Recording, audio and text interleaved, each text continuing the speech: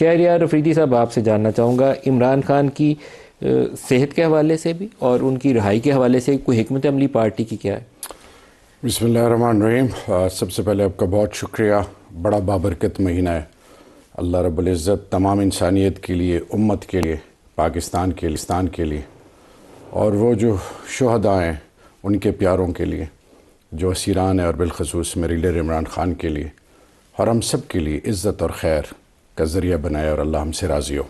اللہ پاک کرم فرمائے۔ دیکھیے جی، سب سے امپورٹنٹ چیز کیا ہے آج کے بابرکت مہینے کے حوالے سے؟ ہمارا ایک ایمان جو ہم سے تقاضا کرتا ہے، ایمانی تقاضا جو ہے کہ جب آپ رحم دل نہ ہوں، معاف کرنے والے نہ ہوں، اور آپ حلال اور حرام کی تمیز کو نہ سمجھیں، اور پھر آپ میں جوڑ کے بجائے توڑ ہو، تو سمجھیں کہ آپ کے رمضان کا مہینہ بھی آپ کو کوئی دے نہیں سکتا، کیونکہ دینے والا اللہ ہے۔ لیکن اگر آپ میں عاجزی ہوگی، حلال اور حرام کی تمیز ہوگی، آپ کے دل میں ہمدردی ہوگی اور اگلے کی تکلیف کو سمجھیں گے، تو پھر اللہ رب العزت آپ کو نوازے گا اور پھر عروج اور دوام عطا کرے گا۔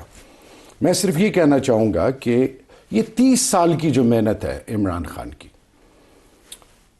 اس کا اختیار اللہ کے بعد صرف عمران خان کو ہے، کیونکہ انہوں نے اپنی زندگی سب کچھ داؤ پہ لگایا۔ کون سا الزام، کون سا بہتان ان پہ نہیں لگا؟ ان کے والدین مرحوم، ان کی مائیں بہنوں کے علاوہ ان کی ذات، ان کی اولاد، ان کے کردار، سب چیزوں پہ کیا کیا نہیں کہا گیا۔ آج بھی الحمدللہ پوری قوم ان کے ساتھ جڑی ہوئی ہے۔ میں آپ کے انٹرو میں ایک جملے سے ڈس ایگری کرتا ہوں۔ جب خان کی کال ہوگی اور پورے پارٹی یونائٹڈ ہوگی، کیونکہ خان نے ذمہ داری 2 صاحبان کو دی ہے، علامہ راجہ ناصر عباس صاحب اور محمود خان اچکزئی صاحب۔ ان کی جو بھی کال ہوگی، خان کے ساتھ لوگ محبت کرتے ہیں۔ یعنی ایک شخص کو گولی لگی اور وہ کہتے ہیں میری خان صاحب کو میسیج دے دیں کہ میں نے وفا کر دی ہے۔ آج ہم جو بھی ہیں اللہ کے بعد عمران خان کی برکت سے ہیں۔ یہ آج پی ٹی آئی کہاں تھی 8 فروری کے احتجاج پہ؟ کہاں تھی؟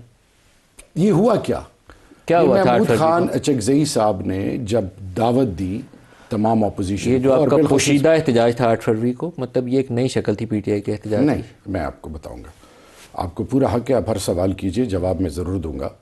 سب سے امپورٹنٹ چیز کیا تھی کہ جب محمود خان اچکزئی صاحب نے کھانا کیا، جس میں پارلیمنٹیرینز کو بھی بلایا اور اپوزیشن کو بھی بلایا، اس میں ایک خان صاحب کی صحت کے حوالے سے بات کی گئی۔ جب بات کی گئی تو انہوں نے کہا کہ ہم پارلیمنٹ کے اندر دھرنا دیں گے جمعے کے دن کچھ پارلیمنٹیرینز پارلیمنٹ پہنچے، میں باقی جو تھے ہم جمعے 8 فروری بات کر رہے ہیں ابھی؟ ابھی 8 فروری کو چھوڑ دیا ابھی میں نے، کیونکہ ابھی بات کر رہا ہوں صرف اور صرف اس پرٹیکولر، کیونکہ آپ نے انٹرو، کیونکہ پہلے اس کا جواب دوں گا پھر 8 فروری پہ آؤں گا۔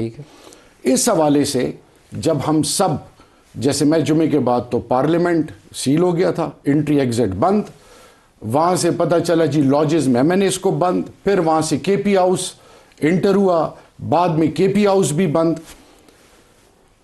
یہ جو خان سے محبت کرتے ہیں نا، اور جب ایک گھر میں، مثال عام پاکستانی کو سمجھانے کے لیے، جب ماں باپ بھی عمرے پہ ہوں نا، یا کہیں 3 4 5 ہفتہ 10 دن گھر سے دور ہوں، تو گھر میں بچے چھوٹے ہوں یا بڑے ہوں، ان میں بھی تلخیاں آ جاتی ہیں۔ خان سے آپ ملاقات نہیں کروا رہے، ان کا بنیادی حق ان سے چھین لیا گیا ہے۔ جین میلول کے مطابق ان کے لائر سے، ان کی صحت کے حوالے سے، اگر ان کے معالجین سے ملاقات ہوتی تو یہ سب چیزیں ہوتی۔ یہ ملک کے امن کے ساتھ یہ کھلواڑ نہیں ہے، یہ آپ بنیادی حقوق کو سلب نہیں کر رہے سابقہ وزیر اعظم کے۔ یہ بات اس نیچ تک پہنچتی نا، یہ کہ ہم بات کر رہے ہیں، آپ کی ملاقات کرا رہے ہیں، ہم فون کر کے پوچھتے ہیں، یہ کیا ہے؟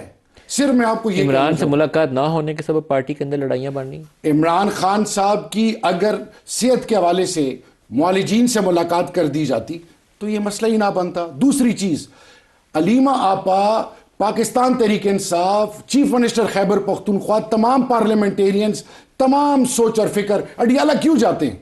ہائی کورٹ ہمیں کیا آرڈر دیتی ہے؟ پشاور کے ہائی کورٹ کے آرڈر کو منوان امپلیمنٹ کرنے کی تو بات آئی، اسلام آباد ہائی کورٹ کے آرڈرز کو کیوں حکومت جوتے کی نوک پہ رکھتی ہے؟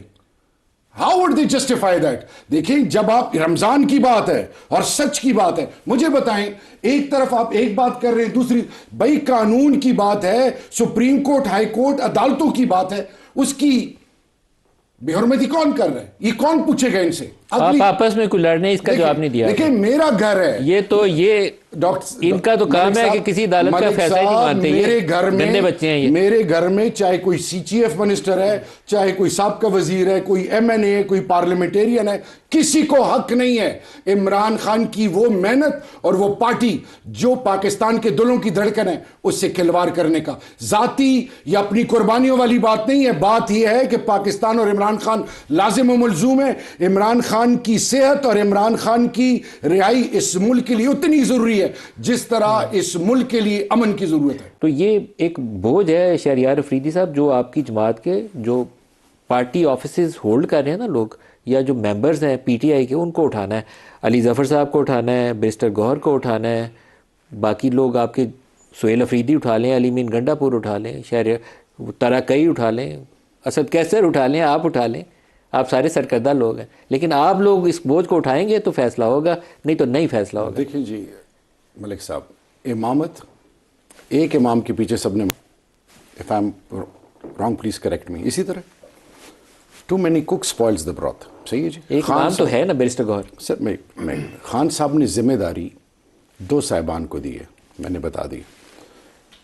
میری ابھی ریسنٹلی پارلیمنٹ میں مسجد میں نے بات کی. نہیں لیکن سر اس کا مطلب یہ ہے کہ پی ٹی آئی نے اپنی ذمہ داری جو ہے وہ اگر آپ مجھے الاؤ کریں گے تو ایبڈیکیٹ کر دیا, وہ رسپانسبلٹی آپ نے کہا یہ دونوں دیکھیں گے. جو مجھے الاؤ کریں گے تو میں نے مسجد میں ہم سب پارلیمنٹیرینز بیٹھے تھے, تو میں نے چکزئی صاحب اور علامہ راجہ ناصر عباس صاحب اور پارٹی لیڈرشپ سے مخاطب ہو کے یہ کہا کہ تحفظ آئین پاکستان چکزئی صاحب, اسد کیسر صاحب, ٹھیک ہے جی, پھر سینٹ میں علامہ راجہ ناصر عباس صاحب 3 ہو گئے, بیرسٹر گوہر صاحب 4 ہو گئے, اور secretary general P T I آپ 5 صاحبان ہیں.